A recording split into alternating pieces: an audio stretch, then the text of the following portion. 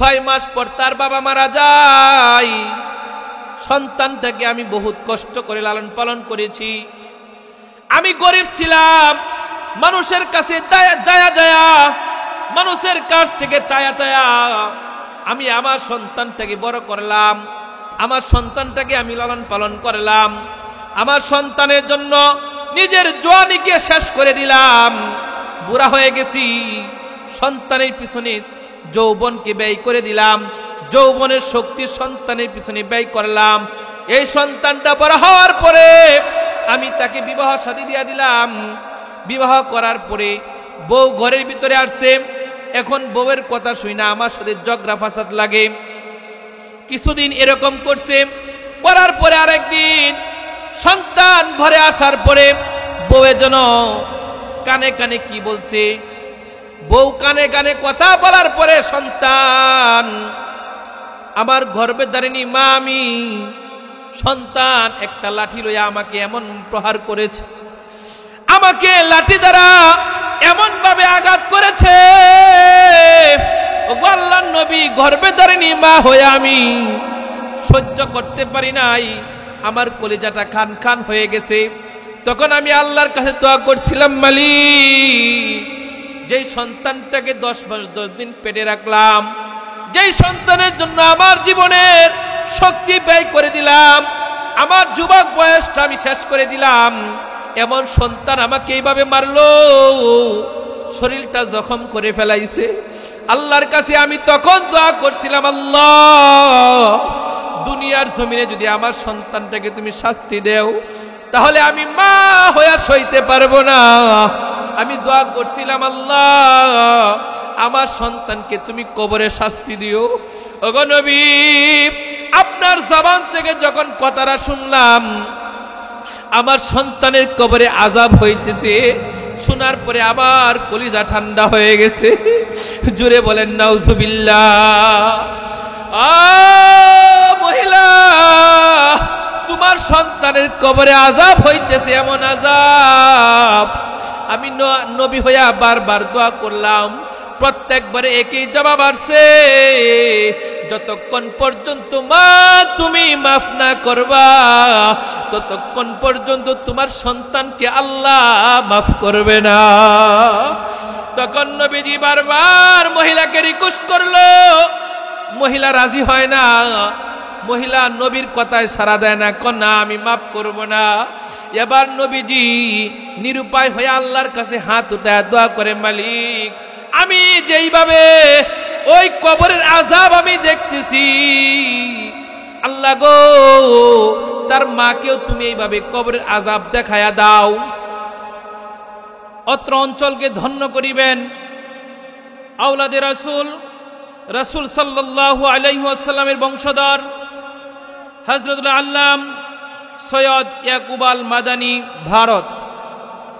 আরো দাওয়াতি মেহমানগণ উপস্থিত থাকবেন। যে আজকের একটি বেহেশতের বাগান, এরকম জান্নাতের টুকরায় আসার বসার সুযোগ করে দিয়েছেন, এজন্য আমরা সকলেই আল্লাহ তাআলার দরবারে মন খুলে জুড়ে সরে সকলে শুকরিয়া আদায় করি, বলি আলহামদুলিল্লাহ। আজকে তো বালিগাঁওবাসী ধন্য যে এই জমিনে আওলাদে রাসূলের কদম পড়তেছে। এটা আপনাদের জন্য সুনসিব। সুতরাং এলাকাবাসীকে উদারত আহ্বান করব, যেই মাটি ধন্য হবে আওলাদে রাসূলের কদমে, এই মাটিতে যদি আমরা ঘরে বসে থাকি তাহলে এটা হয় না। এই ফয়েজ বরকত আমাদের আজকে গ্রহণ করতে হবে। এই মজলিসগুলার বহুত বড় দাম। যেই মজলিসে বসলে পরে আল্লাহ তাআলা জীবনের গুনাহ জোরে ফেলে দেয়। জোরে বলেন সুবহানাল্লাহ। এই মজলিসগুলো আল্লাহ তাআলার কাছে খুব পছন্দনীয়। যেই মজলিসগুলাতে কুরআন ও হাদিসের আলোচনা হয়, যেই মজলিসগুলাতে আল্লাহ রাসূলের কথা হয়, ওই মজলিসগুলা এমন দামি, কোনো মানুষ যদি ওই মজলিসে বসে সে যত বড় গুনাহগার হোক না কেন, এই মজলিসে বসার খাতিরে আল্লাহ তাআলা তার জিন্দেগীর গুনাহ মাফ করে দেয়। জোরে বলেন সুবহানাল্লাহ।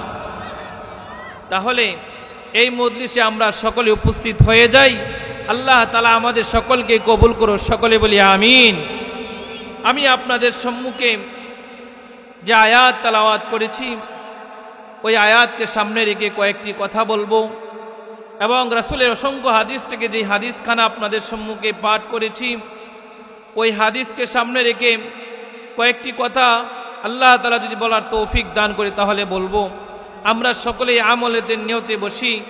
আল্লাহ তাআলা যেন আমাদের সকলকেই কোরআন ও হাদিসের কথাবার্তা শুনে তার উপরে আমল করার তৌফিক দান করে, সকলে বলি আমিন।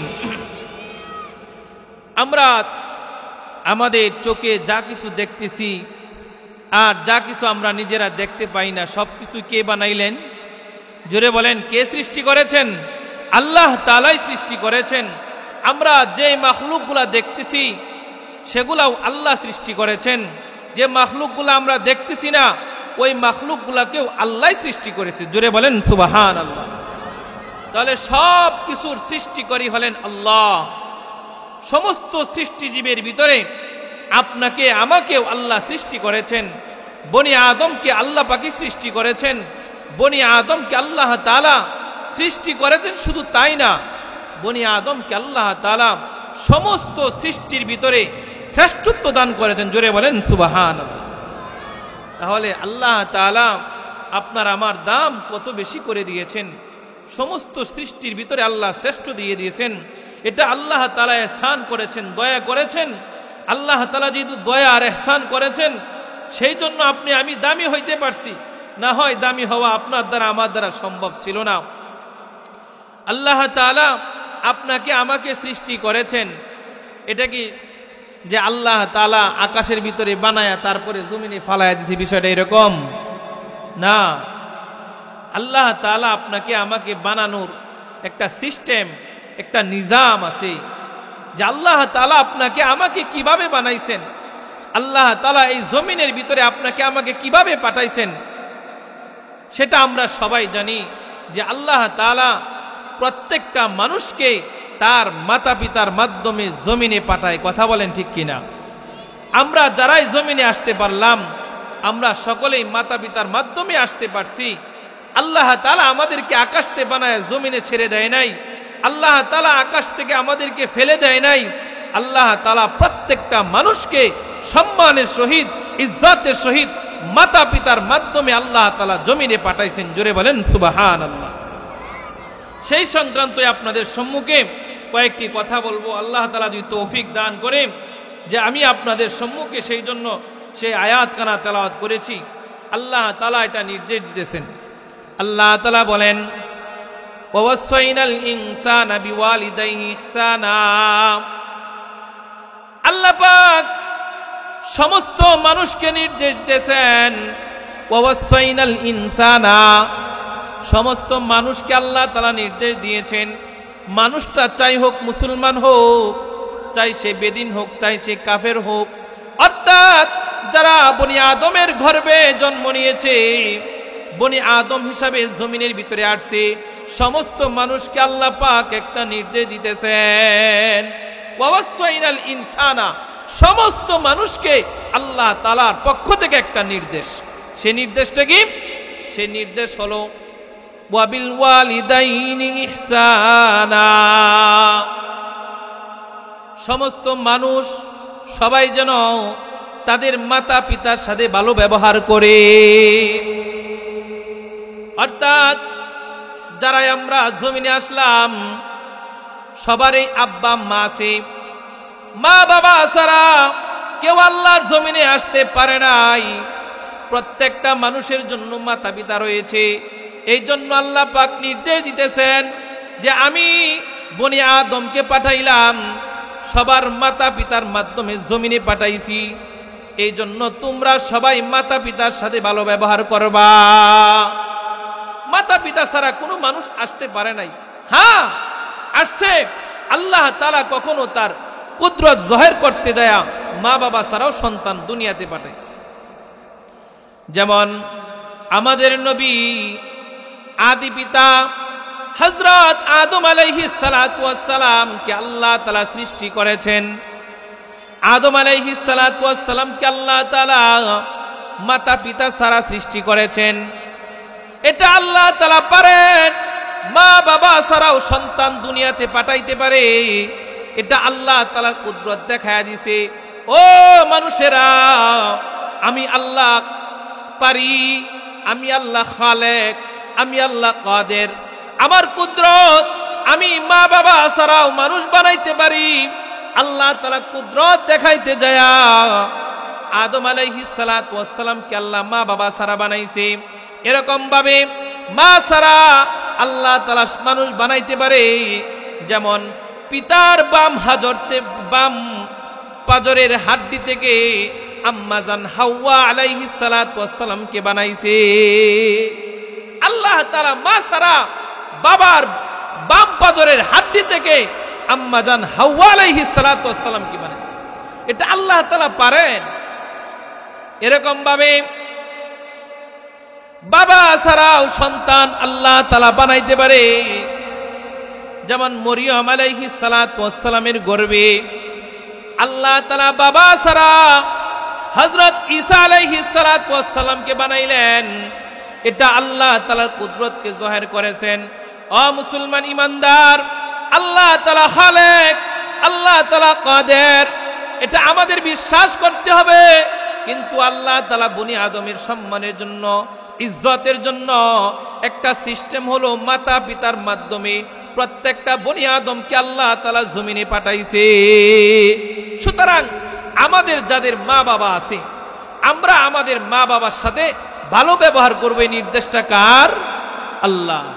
ওয়াসাইনাল ইনসানা বিওয়ালিদাইহি ইহসানা, আল্লাহ তাআলা নির্দেশ দিয়েছেন, ও মানুষেরা, তোমরা তোমাদের মা বাবার সাথে ভালো ব্যবহার করবা। কারণ মা বাবা তোমাদেরকে জমিনে আনছে মা বাবার মাধ্যমেই।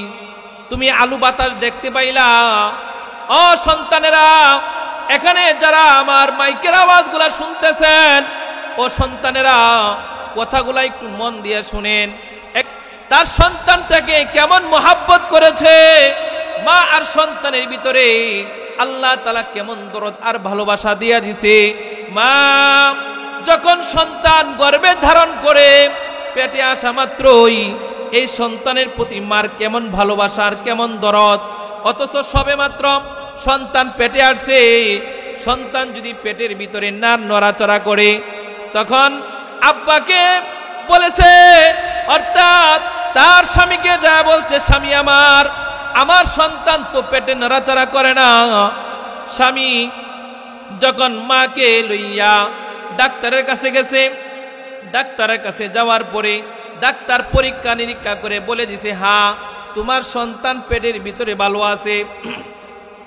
যখন ডাক্তার সাহেব মাকে এই কথা বলে দেয়, তখন মার কলিজাটা ঠান্ডা হয়ে যায়। জোরে বলেন সুবহানাল্লাহ। মুসলমান, একটু চিন্তা করে দেখো, মা কি এখনো আপনাকে আমাকে পেটের ভিতরে দেখছে? মা সবে মাত্র মায়ের পেটে আমি আসলাম, আমি পেটে নাড়াচাড়া করি না, এই জন্য মা পেরেশান হয়ে যা। অথচ মা এখনো সন্তানকে দেখে নাই। সন্তান কেমন হবে মা এটা জানে না। সন্তান কালো হবে না সুন্দর হবে এটা মা জানে না। আমার সন্তানের হাত থাকবে কি থাকবে না এটা কিন্তু মা এখনো জানে না। সন্তানের চক্ষু থাকবে কি থাকবে না মা এখনো এটা জানে না। পেটের ভিতরে সন্তান ভূমিষ্ঠ হওয়ার পরে সন্তানের পাও থাকবে কি থাকবে না মা জানে না। তারপরে সন্তান পেটের ভিতরে যদি নড়াচড়া না করে মা পেরেশান হয়ে যায়। কথা বলেন ঠিক কিনা? যুবক ভাইরা, এমন মাকে কিভাবে আমরা আঘাত করি যেই মা না দেখে আপনাকে আমাকে মহাব্বত করছে, যেই মা না দেখে গর্ভে ধারণ করেছে, এই মাকে আমরা কিভাবে কষ্ট দিব? আজকে এখান থেকে নসিহত গ্রহণ করে যাব। যুবক ভাইরা, আমরা যারা আমাদের যাদের মা বাবা জীবিত আছে, আমরা এখান থেকে নসিহত গ্রহণ করে যাব যে প্রত্যেকের জন্য মা বাবা কিন্তু এত কষ্ট করেছে। মা সবচাইতে বেশি একটা সন্তানের জন্য কষ্ট করে। মা সারা দুনিয়ার কেউ কিন্তু এই কষ্টগুলা করে নাই। এ সন্তান, তোমার মা আমার মা কিন্তু 10 মাস 10 দিন পেটে লইয়া বোঝা বহন করছে। এটা পৃথিবীর কোনো বন্ধু বান্ধব করে নাই, কোনো আত্মীয় স্বজন করে নাই, কোনো প্রিয়তমা করে নাই। কেউ এই বোঝা আপনার জন্য আমার জন্য বয় নাই। শুধুমাত্র আপনার আমার মাই 10 মাস 10 দিন পেটে বোঝা বইছে। ও সন্তানেরা, আজকে কার সাথে কটু ব্যবহার করো? আজকে মায়ের সাথে কেমন আচরণ করো? যখন সন্তান মাকে কষ্ট দেয়, মার কলিজাটা খান খান হয়ে যায়। আল্লাহ নবী হাদিসের মধ্যে ঘোষণা করেন, ক্বালা রাসূলুল্লাহ সাল্লাল্লাহু আলাইহি ওয়াসাল্লাম, রিদার রাব্বি ফি রিদাল ওয়ালিদাইন, সাখতুর রাব্বি ফি সাখতিল ওয়ালিদাইন। আল্লাহ নবী বলে, কোন সন্তান যদি মা বাবাকে রাজি আর খুশি রাখে, কোন সন্তানের আচার ব্যবহার দ্বারা যদি মা বাবা খুশি হয়ে যায়, স্বয়ং আসমানের মালিক তার উপরে খুশি হয়ে যায়। জোরে বলেন সুবহানাল্লাহ। এরকম ভাবে কোন সন্তান যদি মা বাবাকে কষ্ট দেয়, মা বাবার কলিজায় আঘাত দেয়, সাখতুর রাব্বি ফি সাখতিল ওয়ালিদাইন, আল্লাহ নবী ঘোষণা করেন, ওই সন্তানের প্রতি যদি মা বাবা অসন্তুষ্ট হয়ে যায়, স্বয়ং আসমানের মালিক ওই সন্তানের প্রতি অসন্তুষ্ট হয়ে যায়। জোরে বলেন নাউজুবিল্লাহ। সুতরাং আমাদের যাদের মা বাবা আছে, আমরা ওয়াদা করি যে আমরা কোশ্চিনকালেও আমাদের মা বাবার সাথে খারাপ ব্যবহার করব না। পারবো তো ইনশাআল্লাহ? আল্লাহ তাআলা একটা নির্দেশ যে তোমরা মা বাবার সাথে কি করবা? ভালো আচরণ করবা। ওয়াসাইনাল ইনসানা বিওয়ালিদাইহি ইহসানা।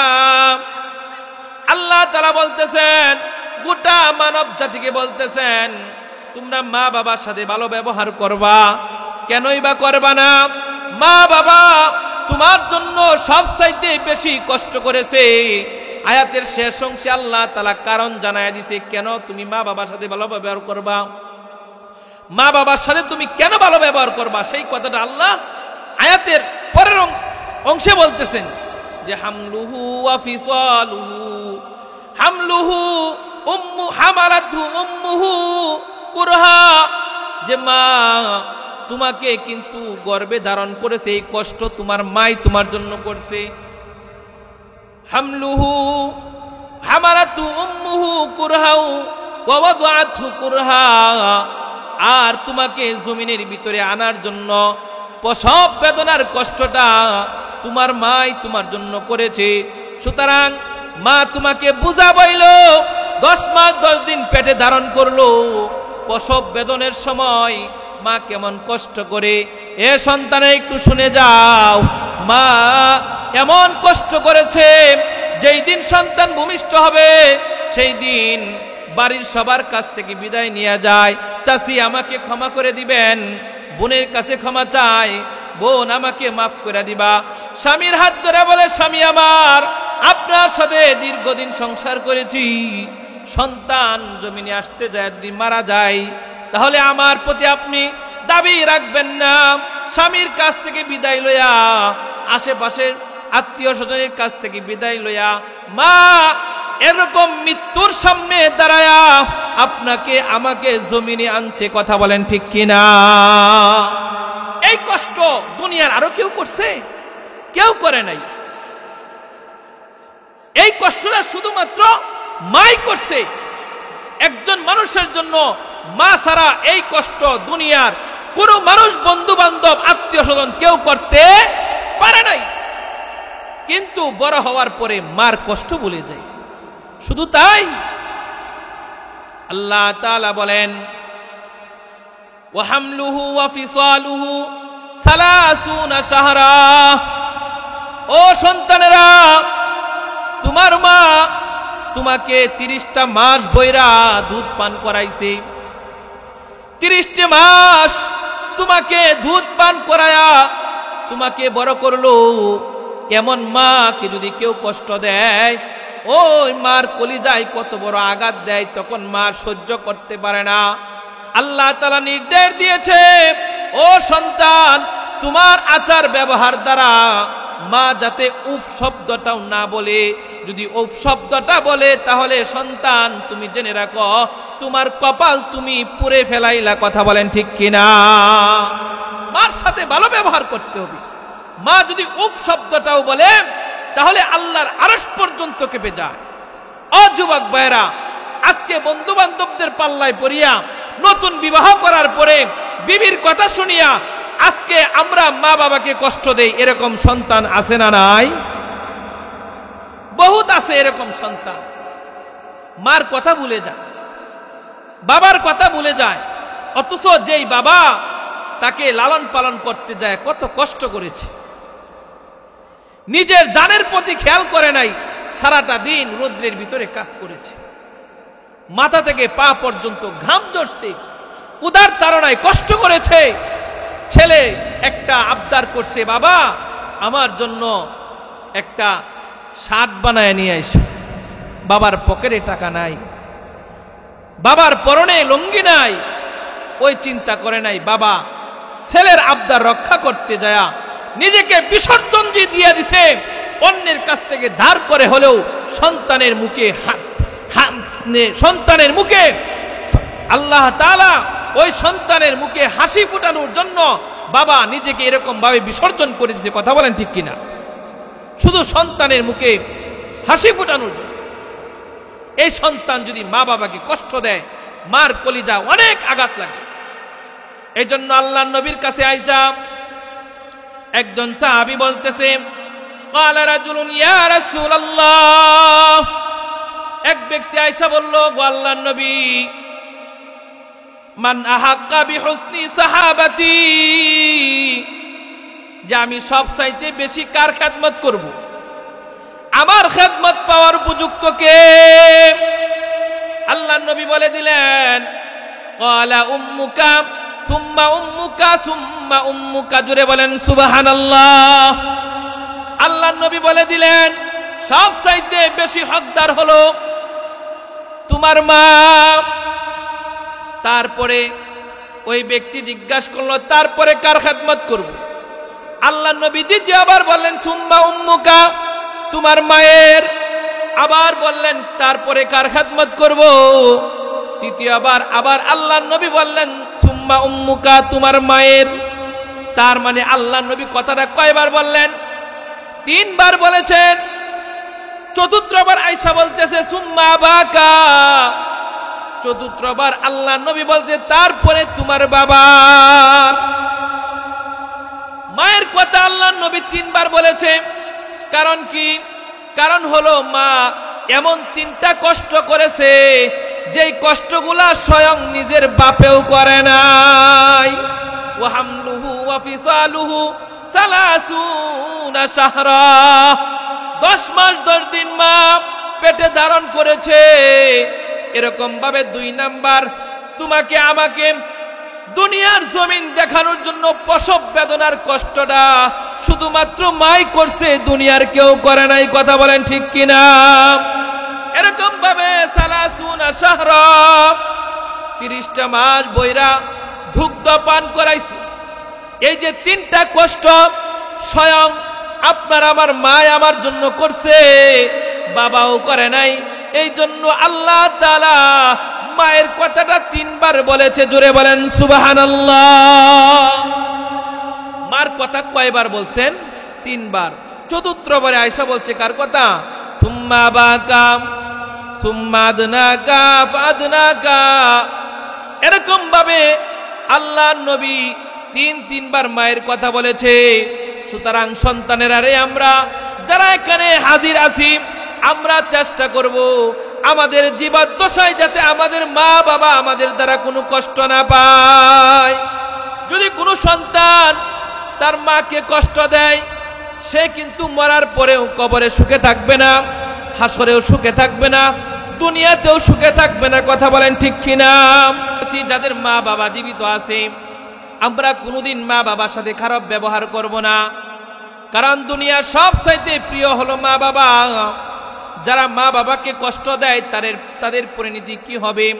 আল্লাহর নবী হাদিসের মধ্যে বলেন, নবী করিম সাল্লাল্লাহু আলাইহি ওয়াসাল্লাম একদিন জান্নাতুল বাকিতে গেলেন, কবরগুলা জিয়ারত করতেছেন। জান্নাতুল বাকিতে যায় সমস্ত কবরবাসীদের কবরকে জিয়ারত করলেন। একজনের কবরের পাশে আয়েশা নবীজি দাঁড়ায় গেছেন। সাহাবীরা নবীজির চেহারার দিকে তাকায় রইলেন। নবীজির চেহারার মলিনতা দেইখা নবীজির চেহারার লাল বর্ণ হয়ে গেছে। সাহাবারা বুঝতে পারলেন নবীজি পেরেশান। সাহাবারা জিজ্ঞাসা করলেন, ওগো আল্লাহর নবী, আপনাকে তো খুব পেরেশান মনে হইতেছে। নবী বলে, হ্যাঁ, সমস্ত কবরবাসীর কবর জিয়ারত করলাম, এই কবরের পাশে এমন আযাব হইতেছে। ও আমার সাহাবারা, আমি বারবার আল্লাহর কাছে দোয়া করছি, তারপরেও কবরের আযাব বন্ধ হইতেছে না। ও সাহাবারা, তোমরা বলো, আমি দু জাহানের রাহমাতুল লিল আলামিন দয়ার নবী হইয়া আমার একটা উম্মতের কবরে শাস্তি হবে, আর আমি দয়ার নবী হইয়া বাড়িতে কেমনে যাব বলো? তখন সাহাবারা পেরেশানি দেখা তখন নবীকে বললেন, নবীজি তাহলে কি করা যায়? নবীজি বারবার কবরে দাঁড়ায় দোয়া করতেছে, নিজের সিনা মুবারক কবরের ভিতরে লাগাইলেন, তারপরে কবরে আযাব বন্ধ হয় না। তখন নবীজি সাহাবীদেরকে বলে দেন, ও সাহাবারা, মদিনার বাজারে যাও, যায় ঘোষণা করে দাও যে জান্নাতুল বাকিতে যাদের কবর আছে সবাই যেন নিজ নিজ কবরস্থানে এসে দাঁড়ায়। তখন সাহাবারা মদিনার বাজারে যায় ঘোষণা করে দিলেন যে সবাই নিজ নিজ আত্মীয়দের কবরের পাশে দাঁড়ানোর জন্য।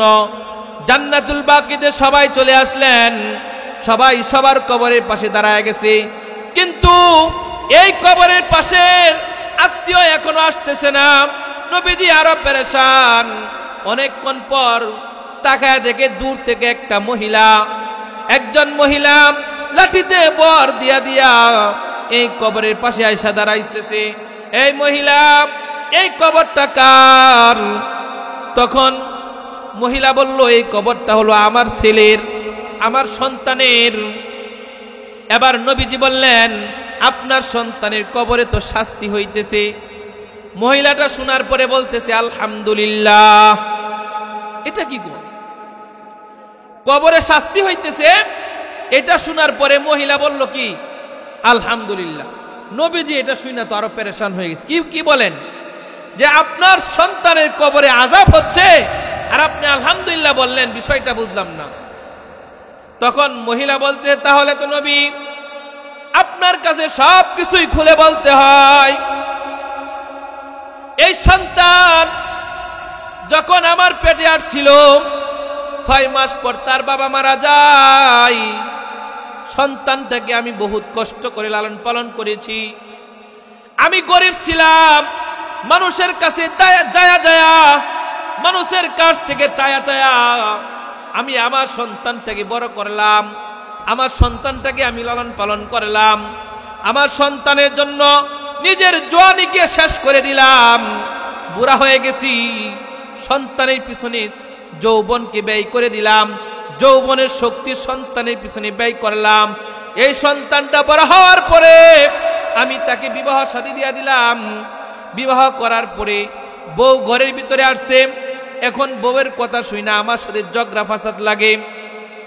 কিছুদিন এরকম করছে, করার পরে আরেকদিন সন্তান ঘরে আসার পরে বউয়ের জন্য কানে কানে কি বলছে, বউ কানে কানে কথা বলার পরে সন্তান আমার গর্ভে দাঁড়িয়ে মা, আমি সন্তান একটা লাঠি লইয়া আমাকে এমন প্রহার করেছে, আমাকে লাঠি দ্বারা এমন ভাবে আঘাত করেছে। আল্লাহর নবী, গর্ভে দাঁড়িয়ে মা হয়ে আমি সহ্য করতে পারি নাই, আমার কলিজাটা খান খান হয়ে গেছে। তখন আমি আল্লাহর কাছে দোয়া করছিলাম, মালিক, যেই সন্তানটাকে 10 মাস 10 দিন পেটে রাখলাম, যেই সন্তানের জন্য আমার জীবনের শক্তি ব্যয় করে দিলাম, আমার যুবক বয়সটা আমি শেষ করে দিলাম, এমন সন্তান আমাকে এইভাবে মারলো, শরীরটা জখম করে ফেলাইছে। আল্লাহর কাছে আমি তখন দোয়া করছিলাম, আল্লাহ, দুনিয়া দুনিয়ার জমিনে যদি আমার সন্তানটাকে তুমি শাস্তি দেও, তাহলে আমি মা হয়ে সইতে পারবো না। আমি দোয়া করছিলাম, আল্লাহ আমার সন্তানকে তুমি কবরে শাস্তি দিও। ওগো নবী, আপনার জবান থেকে যখন কথাটা শুনলাম, আমার সন্তানের কবরে আযাব হইতেছে, শোনার পরে আমার কলিজা ঠান্ডা হয়ে গেছে। জোরে বলেন নাউজুবিল্লাহ। মহিলা, তোমার সন্তানের কবরে আযাব হইতেছে, এমন আযাব। আমি নবী হইয়া বারবার দোয়া করলাম, প্রত্যেকবারে একই জবাব আসছে, যতক্ষণ পর্যন্ত মা তুমি মাফ না করবা, ততক্ষণ পর্যন্ত তোমার সন্তানকে আল্লাহ মাফ করবে না। তখন নবীজি বারবার মহিলাকে রিকোয়েস্ট করলো, মহিলা রাজি হয় না। মহিলা নবীর কথায় সাড়া দেয় না, না আমি মাফ করব না। এবার নবীজি নিরুপায় হয়ে আল্লাহর কাছে হাত উঠায় দোয়া করে, মালিক আমি যেইভাবে ওই কবরের আযাব আমি দেখতেছি, আল্লাহ গো তার মাকেও তুমি এইভাবে কবরের আযাব দেখায়া দাও। নবীর দোয়া কবুল কইরা আল্লাহ তাআলা সন্তানের আযাব মাকে দেখায়া দিছে। দেখানোর সাথে সাথে মা হুশ হারা হইয়া জমিনে লুটায় পড়ছে। অনেকক্ষণ পর হুশ আসছে, আসার পরে বলতেছে, নবী আমার কবরে বুঝি এরকম ভয়াবহ আযাব হয়, এরকম শাস্তি নেই কবরের আযাব। নবী আল্লাহর কাছে একটু দোয়া করেন, আমি মা হইয়া আমি সইতে পারি না, আমার সন্তানকে যেন আল্লাহ মাফ কইরা দেয়। আমি মা হইয়া আমার সন্তানকে মাফ কইরা দিলাম। আল্লাহ নবী তাকায় দেখে মা মাফ করতে দেরি হইছে, কবরের আযাব মাফ হইতে দেরি হয় নাই। জোরে বলেন সুবহানাল্লাহ। ও যুবক ভাইরা, ওয়াদা করো, ওয়াদা করো, মা বাবার সাথে খারাপ ব্যবহার করবা না। মা যদি রাজি হয়ে যায়, আল্লাহ রাজি হয়ে যাবে। আল্লাহ নবী অন্য হাদিসের ভিতরে বলেন, হুমা জান্নাতুকা ওয়া নারুকা, তোমার মাই হলো জান্নাত, তোমার মাই হলো জাহান্নাম। অর্থাৎ মা বাবাই তোমার জন্য জান্নাত, মা বাবাই তোমার জন্য জাহান্নাম। সুতরাং যাদের মা বাবা আছে, এটা আমাদের জন্য নিয়ামত মনে করতে হবে। মা বাবা সবচেয়ে বড় নিয়ামত। যার মা আছে তার কাছে বেশি বেশি সময় দিবেন, মার কথা শুনবেন, নিজের আকুতি মিনতি মার কাছে শেয়ার করবেন, নিজের কষ্টের কথা মার কাছে বলবেন। আর যাদের মা আছে, বাড়িতে যায় বেশি বেশি মায়ের চেহারাটা দেখবেন। আল্লাহ নবী বলেন, যাদের ঘরে মা আছে, মায়ের চেহারাটা যদি ভালোবাসার নজরে, মোহাব্বতের নজরে একবার তাকায়, আল্লাহ তাআলা ওই সন্তানের আমল নামায় একবার কবুল হজের সওয়াব দেয়া দেয়। জোরে বলেন সুবহানাল্লাহ। ও সন্তানেরা, আপনার আমার টাকা না থাকতে পারে, মা তো ঘরে আছে। আপনার আমার পয়সা না থাকতে পারে, মা বাবা যাদের ঘরে আছে, মা বাবার চেহারাটা বারবার দেখবেন। আল্লাহ তাআলা আপনার আমল নামায় কবুল হজের সওয়াব দিবে। সুতরাং মা বাবাকে আপনার আমাদের জন্য নিয়ামত মনে করতে হবে। কথা বলেন ঠিক কিনা? আল্লাহ তাআলা এই কথাটাই বলতেছেন, ওয়াসাইনাল ইনসানা বিওয়ালিদাইহি ইহসানা। সমস্ত মানুষকে আল্লাহ তাআলা নির্দেশ দিতেছেন, তোমরা তোমাদের মা বাবার সাথে ভালো ব্যবহার করবা। এটা আল্লাহ পাকের নির্দেশ। সুতরাং যাদের মা বাবা নাই, আমরা আমাদের করণীয় হলো মা বাবার জন্য দোয়া করা। সন্তান যদি হাত উঠায়া আল্লাহর কাছে ফরিয়াদ করে, মালিক আমার মা বাবা আমার জন্য কত কষ্ট করেছে, মালিক ছোট সময় আমি হাঁটতে পারতাম না, মা বাবা আপনাকে আমাকে ধৈরা ধৈরা হাঁটা শিখাইছে, ছোট সময় আমি খাইতে পারতাম না, মা বাবা নরম খাবারগুলো আমার মুখে তুলে দিছে, ছোট সময় মা বাবা আমার জন্য কত কষ্ট করেছে, আজকে তুমি আমার আব্বা আম্মাকে কবরে আযাব দিও না, আমার আব্বা আম্মাকে তুমি কবরে সেরকম ভাবে আদর যতন করে রাখো। আল্লাহ নবীর ওয়াদা হলো, ওই সন্তান আল্লাহর কাছে দোয়া করার সাথে সাথে আল্লাহর আরশ পর্যন্ত কাইপা যায়। জোরে বলেন সুবহানাল্লাহ।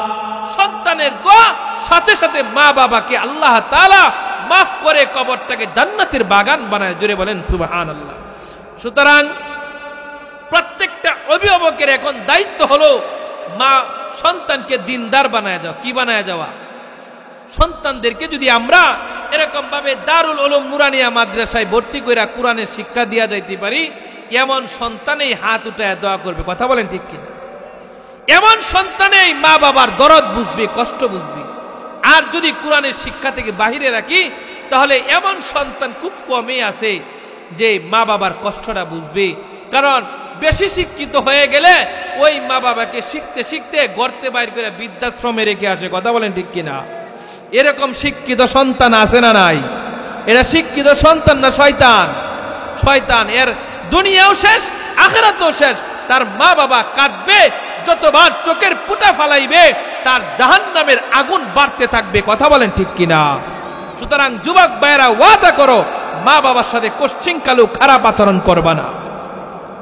এখন অভিভাবক হিসাবে আমাদের কি দায়িত্ব? আমাদের দায়িত্ব হলো, একজন মুমিন বান্দার সর্বপ্রথম দায়িত্ব হলো সন্তানটাকে কোরআনের শিক্ষায় শিক্ষিত করা।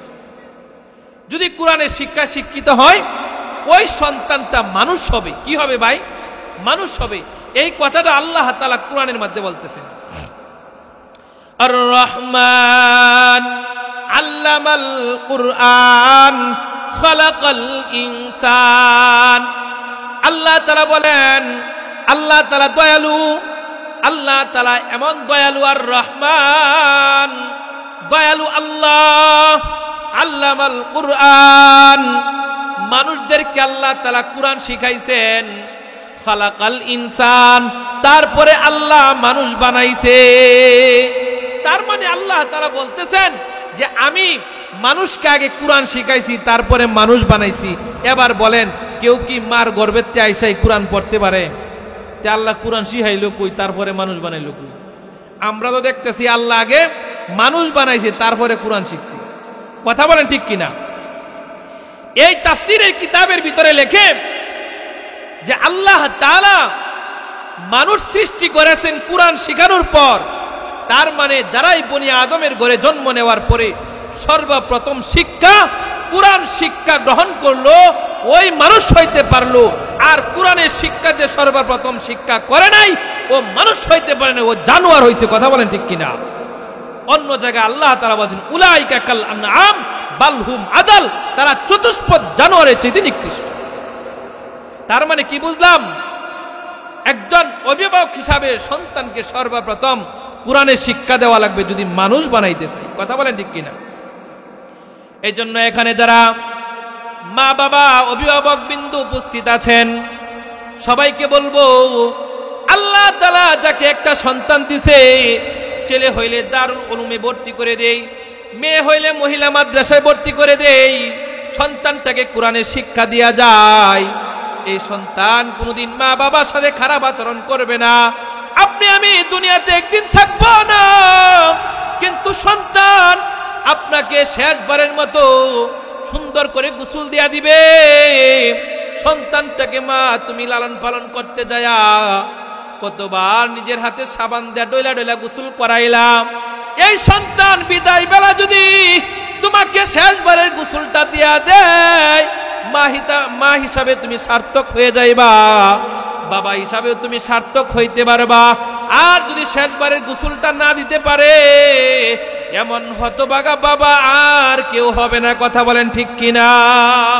কবরে যাওয়ার পরে যদি সন্তান তোমাকে কবরে লইয়া নামে, শেষবারের মধ্যে কবরের ভিতরে রাইখা শেষ মাটিটা দিয়া দেয়, শেষবারের মতো কাফনে কাপড়টা পরাইয়া দেয়, এই সন্তান কবর থেকে উঠিয়া সূরা ফাতিহা একবার পড়ে সূরা ইখলাস গুলা পড়ে বাবার জন্য হাত উঠায় দোয়া করবে।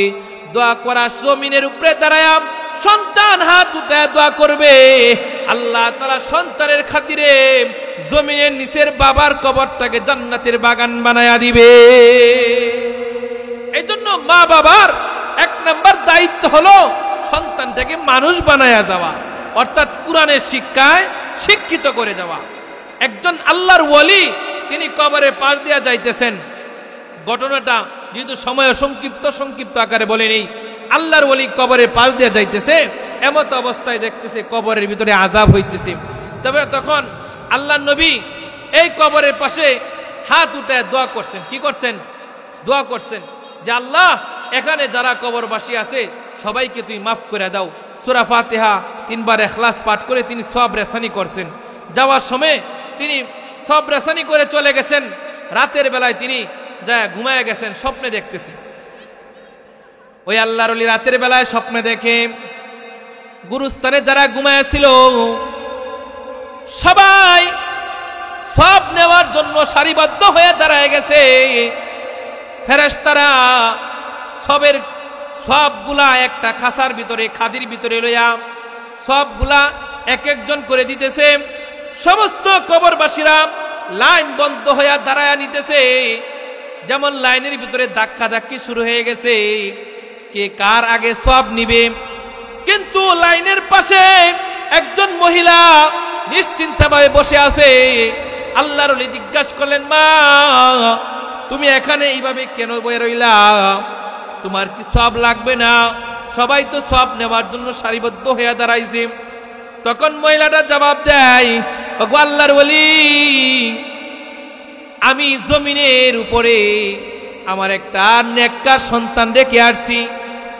আমার সন্তান প্রত্যেক দিন আমার সন্তান আমার জন্য কুরআন পড়ে পড়ে দোয়া করে।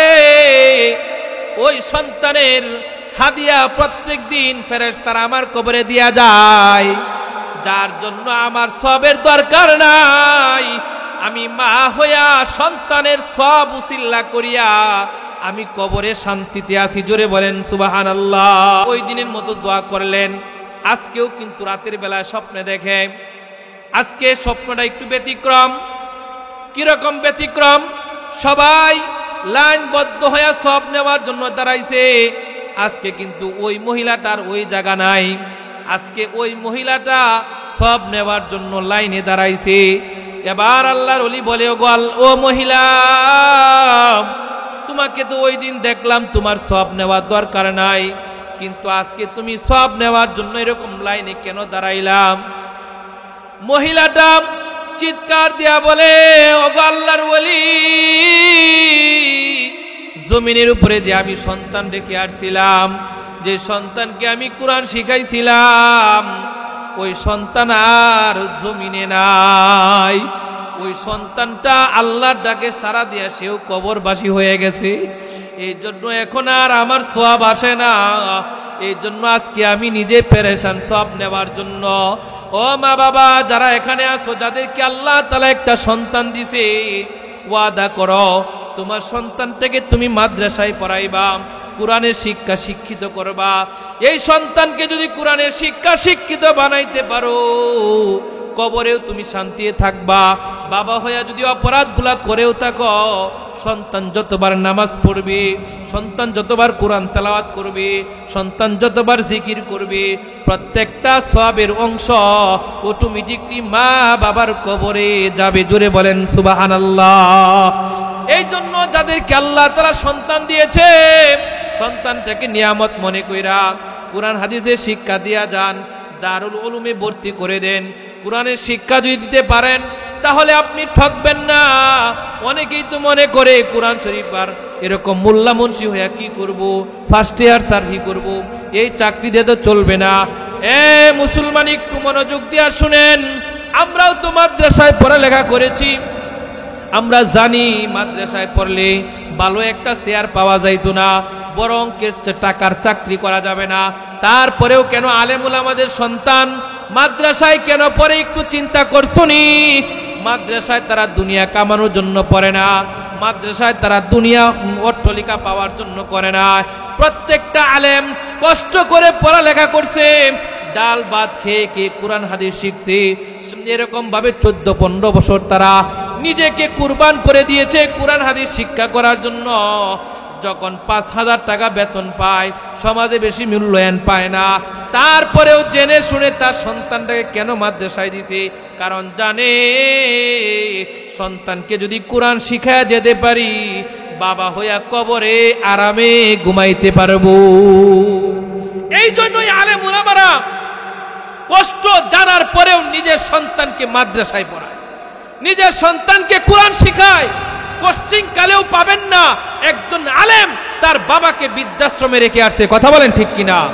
কিন্তু অসংখ্য পাবেন যাদেরকে ডিগ্রি করাইতে করাইতে নিজের বাবা পাকা চুলগুলাকে কালো চুলগুলাকে পাকা বানায় ফেলাইছে, শরীরের শক্তিকে শেষ করে দিছে, নিজের জমি বিক্রি করছে, এরকম টাকা দিয়া উচ্চ শিক্ষিত বানাইছে। এমন সন্তান আছে বাবের এই পরিচয় দেয় না, কথা বলেন ঠিক কিনা? তাহলে এই শিক্ষায় কোনো দাম আছে ভাই? দুনিয়া একদিন শেষ হয়ে যাবে, কিন্তু সন্তান আল্লাহ নিয়ামত হিসাবে দিছে, এই নিয়ামতের কদর করা চাই। কত মা বোনেরা কাঁদে, আরে আমার যদি একটা সন্তান হইতো। অনেক মহিলা সন্তান হয় না, বুক পাটা কান্না আসে যে আমাকে যদি আল্লাহ তাআলা একটা সন্তান দিত।